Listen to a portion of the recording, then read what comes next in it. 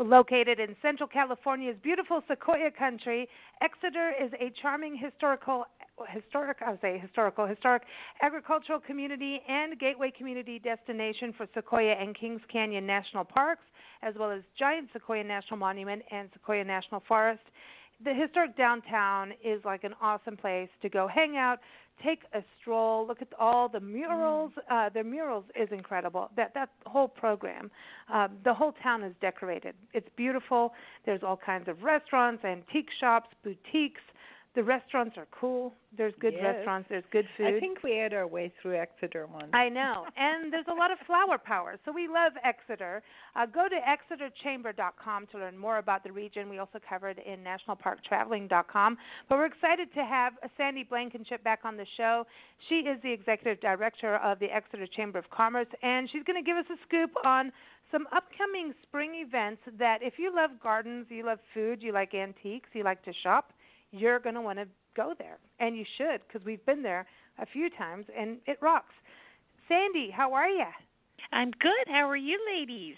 We're doing good. We're excited to chat with you, and before you came on the show, we mentioned Walter, because we're going to be talking about gardening for wildlife, and we thought, like, Walter would be like the dude, the wildlife dude in the backyard. It's like, you want to give everybody an explanation of what we kind of promised?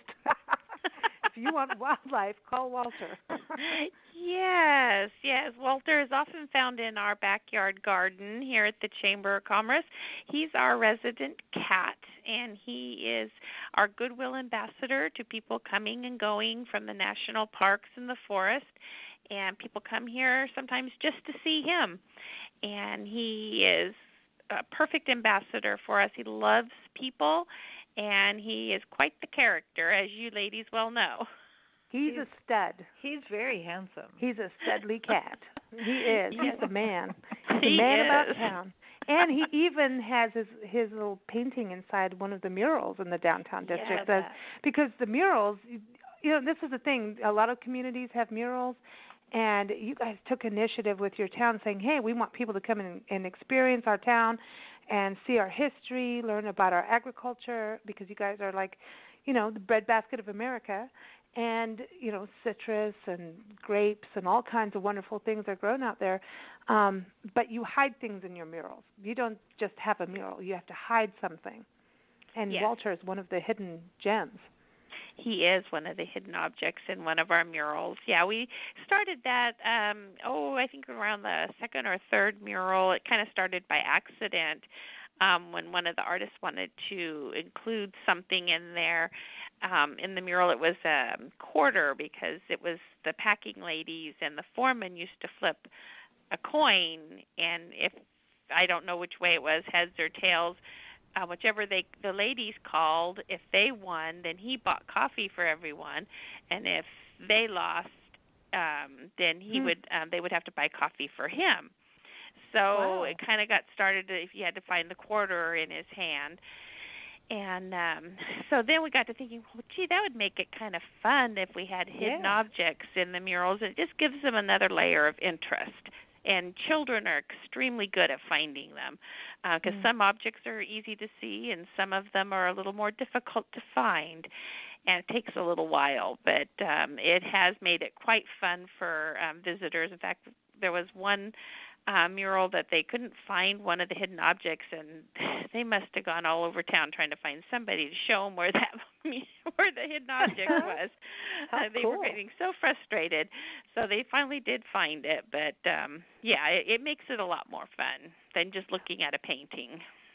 And it's interesting too because it's hide and seek in Exeter. That's what I want to say because the last time we had our locals insider conversation with you, it was really interesting. You had a couple other guests, locals, and everyone go to nationalparktraveling.com. Just type in locals insider Exeter. You had Ben Garcia over from Exeter Hobbies, Teresa Boyce, the mayor.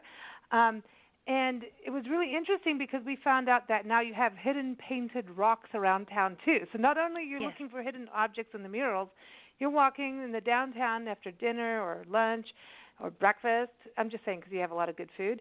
Yes. You're looking for hidden painted rocks too. So there's a lot of, and they're beautifully painted. Some of them are just quite artistic. In fact, we had a mural tour of a Girl Scout troop, and some ladies within the Exeter Rocks group went out and hid rocks just for them, so that they would have some to find along the way. Because you just never know where they're going to pop up, and people are really getting into it. They're enjoying it. I like that. It's kind of like geocaching. Yeah, but I don't know. There's an artistic thing to it that I like. Community and artistic flair to it. Yeah, you don't have to register, or maybe I don't know, but you can go on Facebook. No, anybody can paint a rock. Yeah, anyone can do it. And our local library has a group that meets there once a week, and you can go in and, as a group, paint rocks. And it's just another opportunity to socialize. I want to do that. Next time we go there, I want to paint a rock. Yeah. Okay. Well, let's do it. You can do that. Cool. Okay. Cool. With you. Walter. Yes. Could you imagine? That's dangerous. I'm going to paint Walter on a rock. Oh, that would be cool. Has anybody done that yet? No, we have a rock here that has a likeness of Walter on it, but it was painted before this phenomenon got started, and we use it as like paperweights when we are out and about. If we're at a outdoor venue, we need to put weights on things so the wind doesn't blow them away. And so we have one, so we have to keep those hidden in the office, or people might think they're part of the Exeter Rocks, and they may walk away. The thing, your downtown is so pretty, and I think this is so interesting because you're an agricultural community, and spring is, I remember being there in spring, and every time we come on the show around this time, I'm like, can you smell the citrus? Can you smell the oranges? I know Dana Dirks from Sequoia National Park, when she was working there, now she's moved out to Washington, D.C., she's always, I miss the oranges, the blossoms. I mean, is it coming? Are you around that time frame yet? Probably another month or maybe less than a month away. Probably first part of April or the end of March we'll be able to start smelling them, but nothing yet. Oh man, it is so amazing. I mean, in spring, you have all the agriculture going on and everything's in bloom, nut trees, flowers with the the orange blossoms, but your downtown has flowers too. It seems to be a lot of pride in community. If we want our community to be inviting and someplace that we want to hang out, it seems like flower power is a thing. Well, of course, flowers always make things look prettier. Our foliage, or and adding in that pop of color with a few different flowering plants, it just makes things look a whole lot nicer and more pleasant. Yes, happy. Yeah. Happy. And you have community gardens, too. I remember also you taking us to, I think, was it Rocky Hill, the school at Rocky Hill, where they were doing school gardens. And that was really interesting. I mean, they had the whole cycle of, like, composting and everything going on there. So kids were learning a lot, like trees, like, fruit trees, and not just here's, like, a little bed of plants. They went all in with that. Yeah, it's a lot of education. I mean, because even children, even though we're in an agricultural area, they don't really know how things grow. I mean, they see the trees, but they don't know what it takes to keep those trees alive and make them produce. So this gives them that opportunity to learn where their food comes from. And I know the Boys and Girls Club has a garden, and they were on our garden tour one year, and we went over, the students were giving us tours of their student garden, and it was just so cute because the young man that was taking me goes, well, do you like tomatoes? And I'm like, well, yes. Well, then you're in luck because we have tomatoes. It was just the cutest thing ever. They were so excited about the vegetables they were growing, and they actually will eat them because they make them the more unusual types of, they get the carrots in the different colors, and there's different varieties. It makes them a little more interesting to the students, and when they grow it themselves, they want to eat it. Versus mom putting it on their plate. Yeah, because it's like they did it, and it's like a miracle when you think how seeds grow and how that all happens. And they put the effort into it. It is. I mean, it is a miracle, you know. It's amazing, yeah. Well, it's a miracle when we grow anything. Hey. Well, it's a miracle when I grow something too. I'm not very. Somebody has to appreciate all the gardeners and the growers around here, and I'm one of those. I say bless the birds because they help with the seed distribution very nicely. So I say bless them because yes. you know they do a lot of work, you know. And then thank you for rain. Have you had rain like some of the California areas I've seen? Has Last snow week we did, and it was supposed to rain today. We got cloudy, but we never had any rain. But they had rain a little bit north of us. Oh, good. Well, as much as you can get, just like yes. Come on, rain gods, we want you. We're going outside and doing dances. And this is the thing, I want to get into this. You've got the 15th annual Full Bloom Garden Walk happening on Nancy's birthday. I know that you're doing this on purpose, everyone. You. Nancy's birthday is May 12th. You know, Nancy was born on Mother's Day. And every 7 years. So that means I am totally locked in for that weekend, Saturday and Sunday. This is a deal. What a so holiday. This is exciting. So you've got the Full Bloom Garden Walk. So this is like the 15th annual one. This is pretty. I mean, when it keeps going on like that, it's awesome. But the Master Gardeners of Exeter are part of this, right? They are. It's actually the Kings Tulare Master Gardeners, which is our counties, the Kings County and Tulare County. And they joined us a few years back and wanting to do a home gardening festival type of thing where they have different booths with different types of things that people can grow or things that people might want to know about, about their gardens or about succulents or about flowering plants or vegetables. And so you can go around and you can talk to the different master gardeners. This is part of their public service. They do have to do so much public service hours in a year. And so this is something that they have chosen to partner with us, which is good because it allows more people to come to the event. And I think some people come just to talk to them. And that's good. And they're you can ask them anything, but they have certain things set up for you to look at and to learn about. But you can talk to them about anything if you're having a problem with a certain area or you don't know what to plant or if you don't know why something's not growing in a particular location, they can help you or they can find someone in the group that can help you. That's so cool. And I think that's really cool. That's what's so interesting how, we go into the flowers and what you're doing in your home. Anytime you've got agriculture going here. So, like, you've got pollination happening. Flower pollination. But to be able to go and speak with the experts, I think it keeps people gardening. And that's the point I was making about when you go downtown Exeter, it's so pretty. When you drive in, there's orange trees and, and then you hit the downtown and you're in Exeter by the water tower. It's like, hello, we're here, welcome. And then, there's this beautiful atmosphere. And I think the murals and the garden areas that are everywhere in the downtown, just there's color and you're automatically like, oh, I feel good here. And you have that I don't know if it's a specific garden, but I photographed it where there's a Vietnam memorial for the veterans, the Vietnam veterans, and a memorial for those who have passed and are veterans. You have those, and there's some little gardens around there, and an old tree with these roots that are incredible. This photo I took of that, I'm like, look at these tree roots. So I don't know what tree it is. But that little area, those spaces, those green spaces that you've done in your downtown are amazing. Yeah, we have several your little triangle-shaped parks. That one that you're speaking of is Joyner Park, named after a historic family here in town.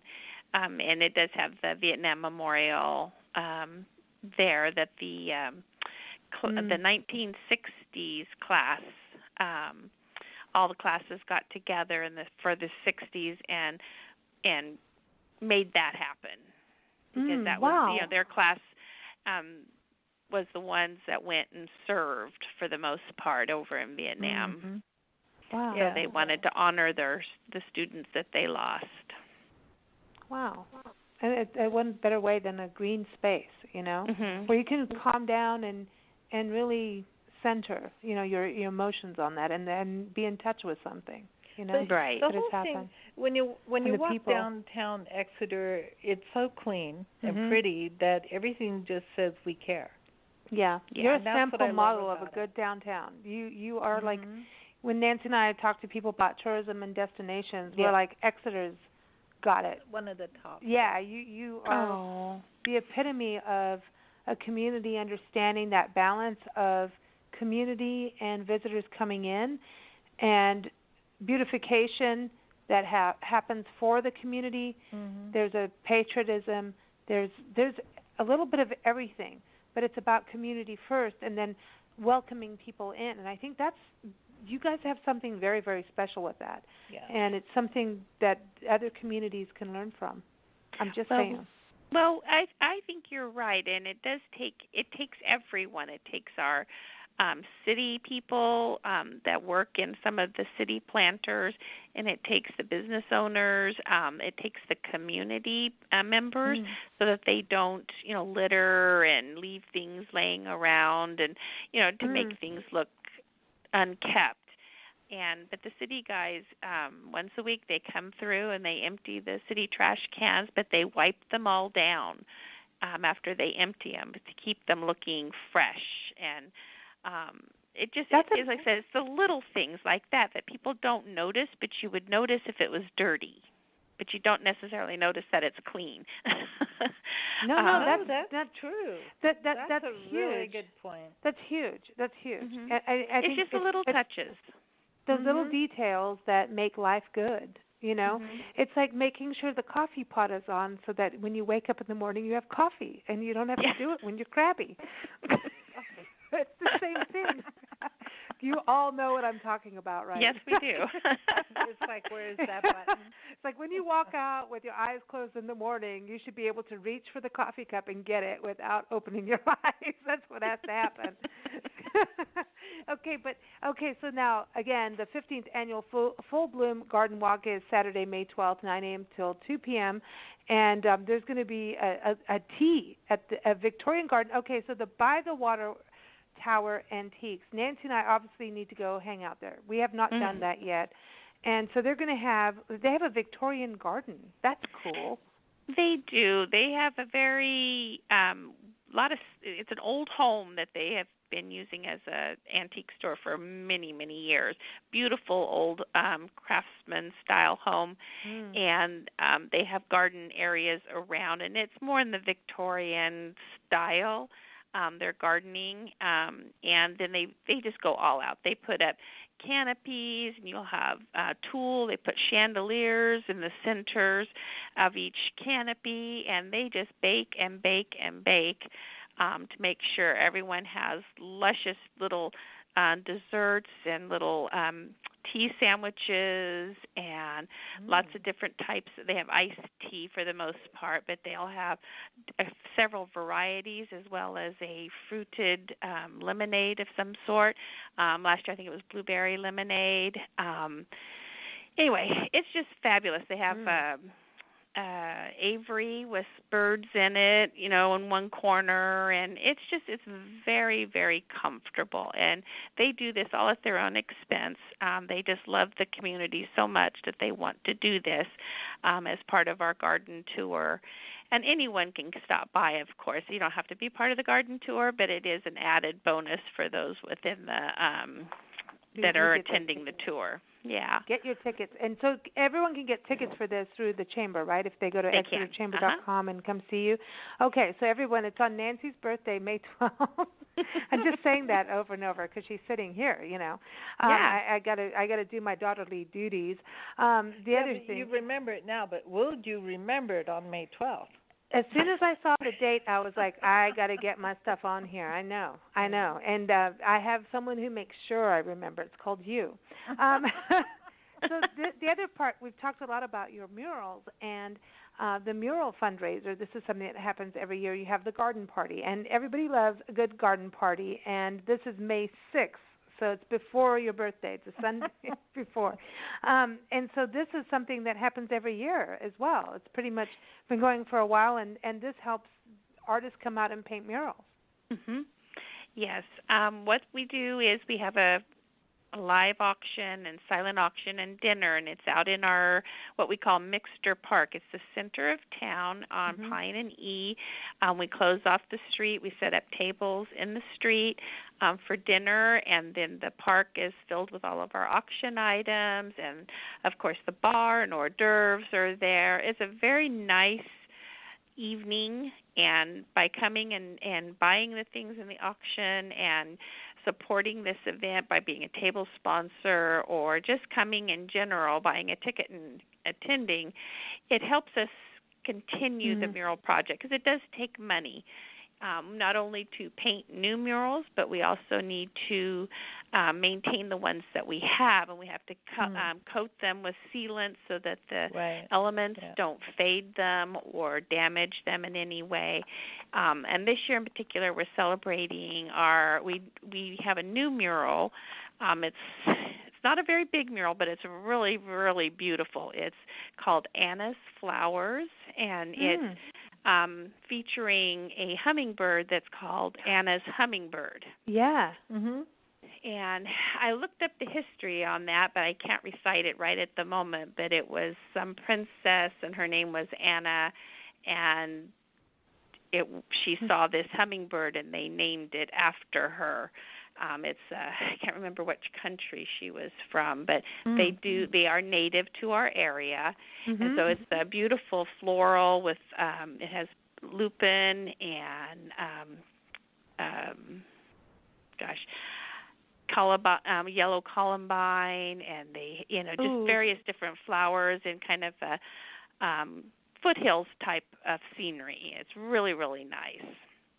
They are named after Anna Massena, the Duchess of Rivoli.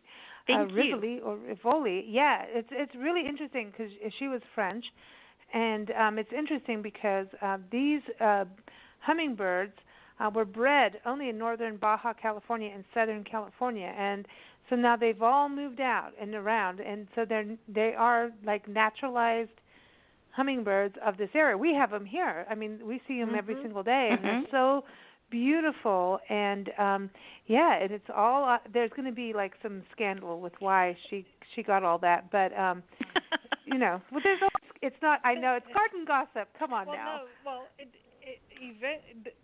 In the very beginning, hummingbirds, as far as we know now, came from Europe, but there are no hummingbirds in Europe now.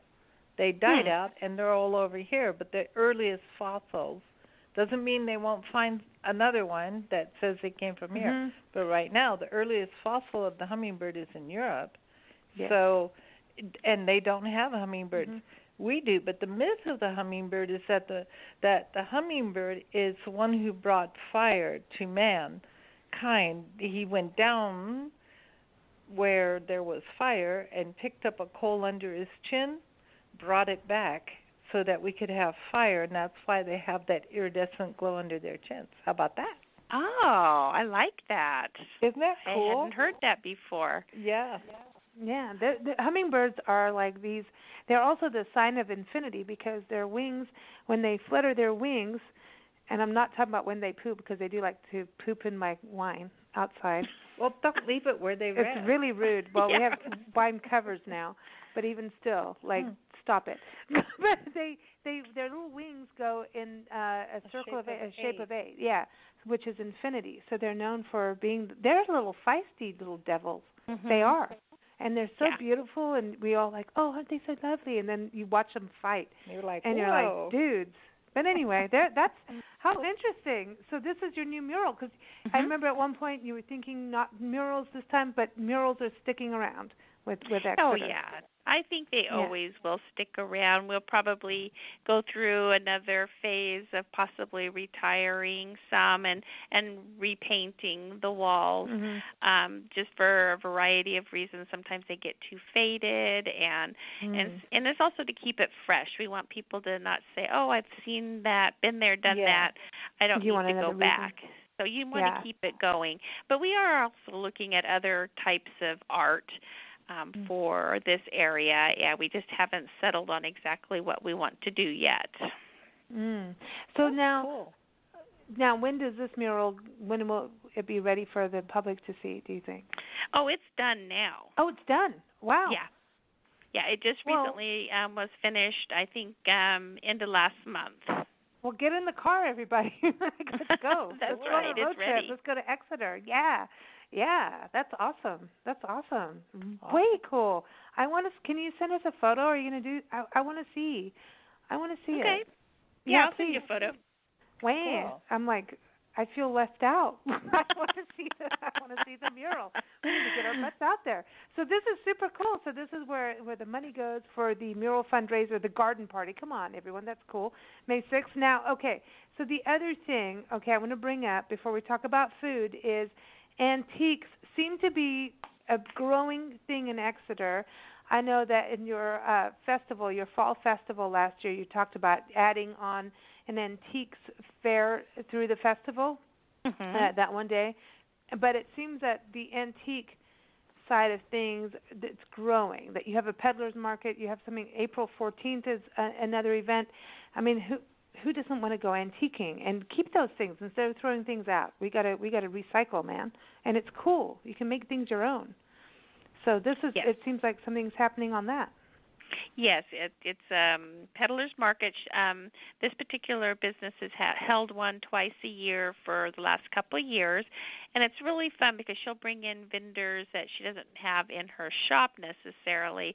Like there's a gentleman that has been there that does barbed wire art, and he makes some really beautiful things. And then there's people that sew, and some people that repurpose various items and turn them into something new out of something old. And instead of throwing it away, they find a way to repurpose it.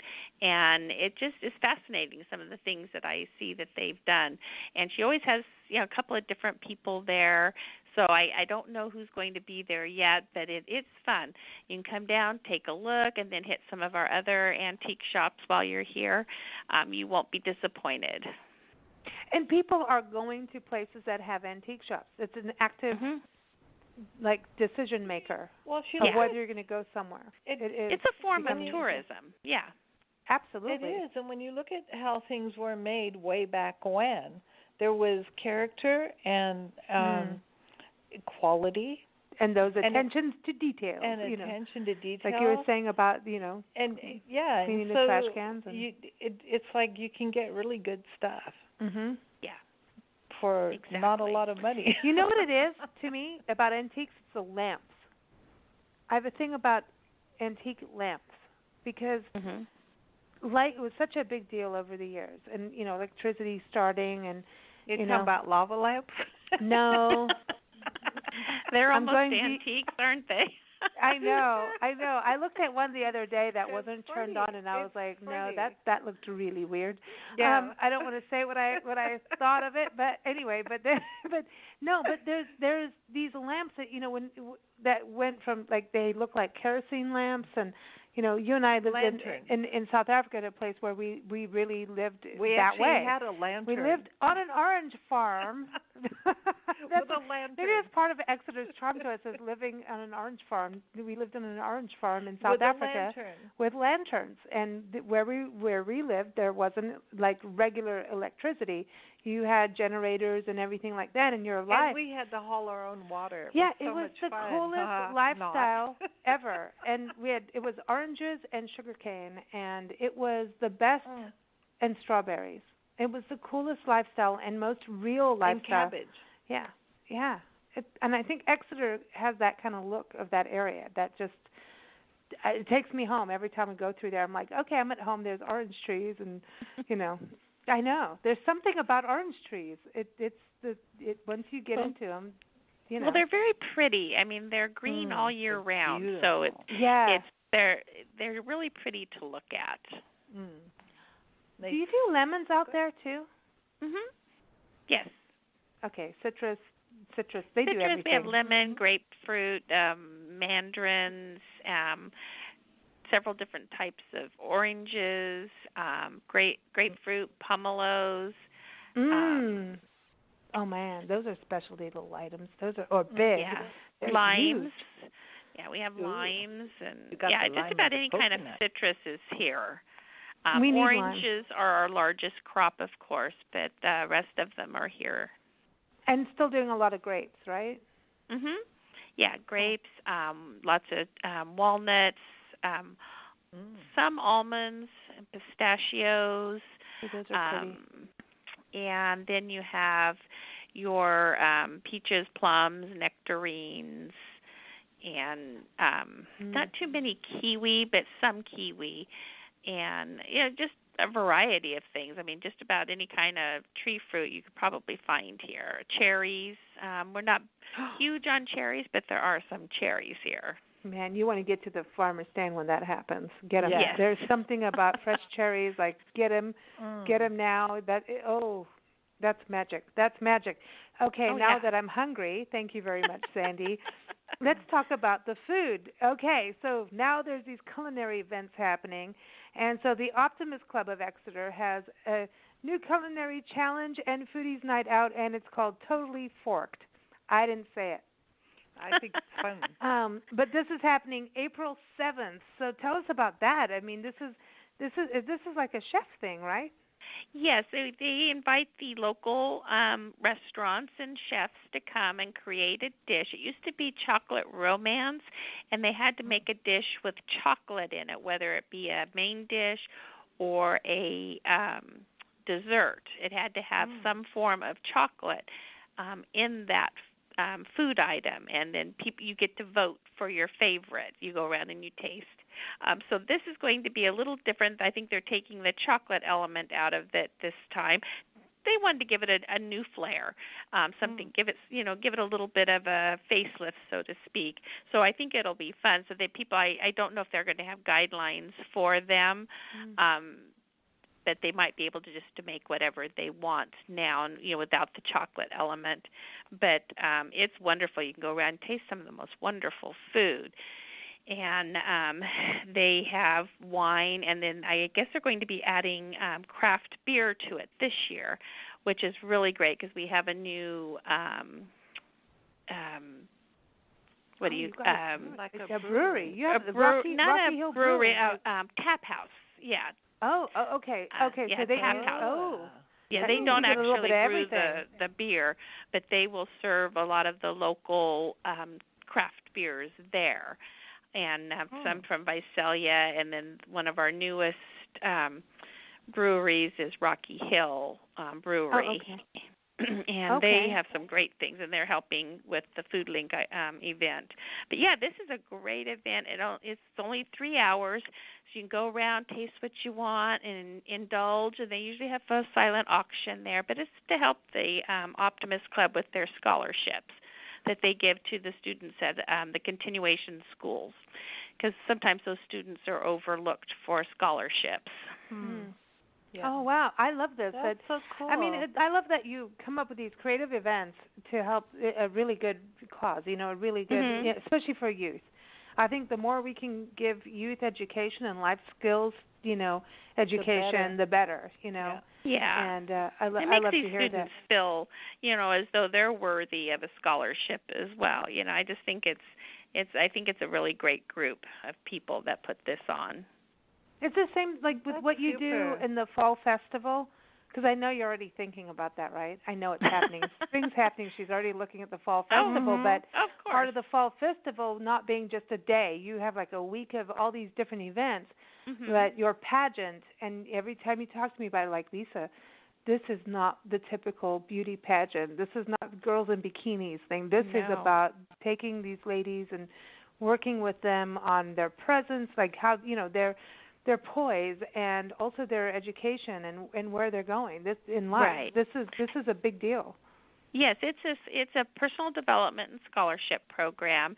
It's definitely not what we would call a beauty pageant, and we welcome all young ladies to participate. But we take them through, for a lack of a better word, of like a little mini finishing school. We teach them the importance of writing thank you cards, and we teach them how to present themselves in the best light, how to shake someone's hand properly. how to look them in the eye and how to dress for certain events and how they should take their audience into account when they are going to an event. Who's going to be there? What should you wear? Don't necessarily wear what your girlfriends would want to see you in. Wear something that your parents or your grandparents might want to see you. So you need to dress for your audience, and that's kind of one of the lessons that we take them through. And we teach them about community and community service, and give them skills for interviewing and writing reports and writing essays, because they'll have to do that for scholarships and or college acceptance. You know, they'll have to go through all these things, and they'll either have to interview for jobs or for scholarships and or colleges. When they have to go and meet with the college, sometimes they have personal interviews. So we give them a little confidence in those areas. Yeah, I think all the girls have the skills. They just need the confidence that they can present themselves in the most positive light. I love that. You know, when you get nervous, if you can fall back on your education, you're there. But if you get nervous and you haven't been taught how to do all these things, now you're really nervous. Right. So boosting the confidence is really important with well, actually everybody, adults as well. Exactly. Yes. I love this. And you know, when I think about Exeter too, it's that quality of life, you know. And you know, here you go talking about helping kids think about their education, their future, and getting jobs and how to communicate. And all the way it starts from, you know, when they're really young, you know, back at the Rocky Hill School, planting beans and fruit trees and, you know, understanding some of their own, you know, surroundings. So I love that. Lastly, though, okay, we talked about Totally Forked, but now we're going to go and do a Root Stomp garden party, and that's happening this month, March 24th, and it's sponsored by the Rocky Hill Brewing Company. Now, we like that.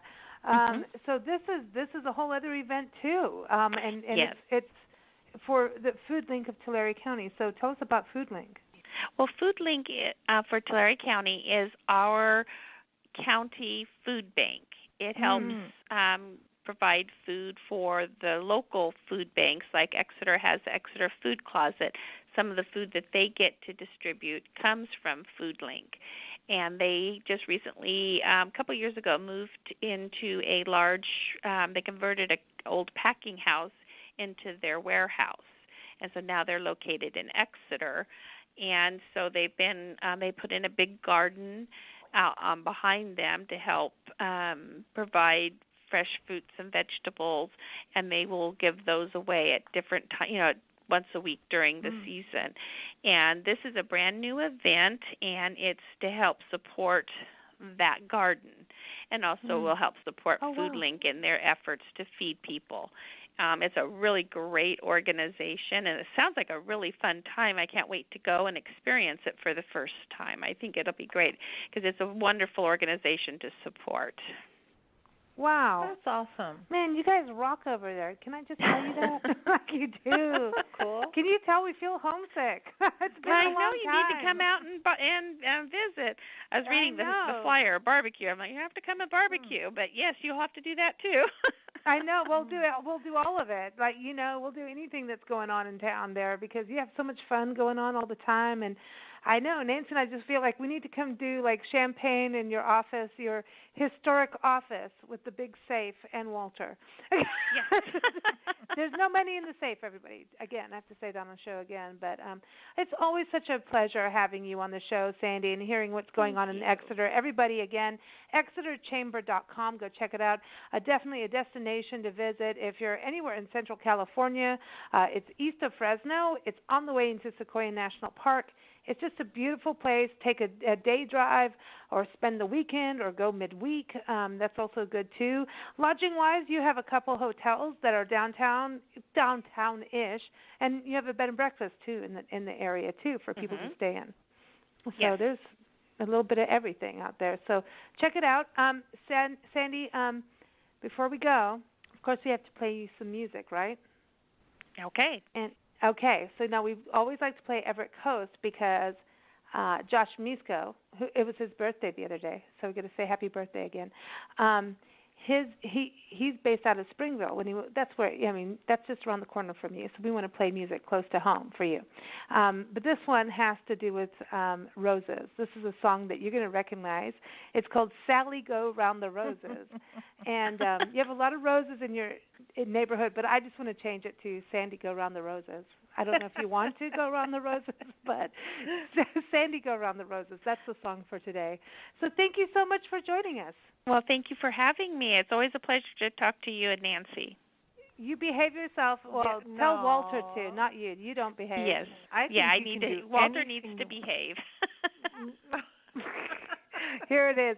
All right, everyone, again, exeter-chamber.com. We also cover Exeter and Tulare County if you go to nationalparktraveling.com. And we like to put puzzles up of their murals, so I'm hoping to get that new mural photo. I want that so we can make a puzzle. And talking about flowers, there's so many flower-filled murals downtown. If it's orange blossoms, there's poppies and lupin. And so there's always good stuff to go look at for spring. But here it is. Sally Go Round the Roses. We're just calling it Sandy for today. Sandy Go Round the Roses. Again, from Everett Coast. It's off of their album, The Shell Talmy Sessions. You can go to everettcoast.com. Thanks, Sandy. Thank you.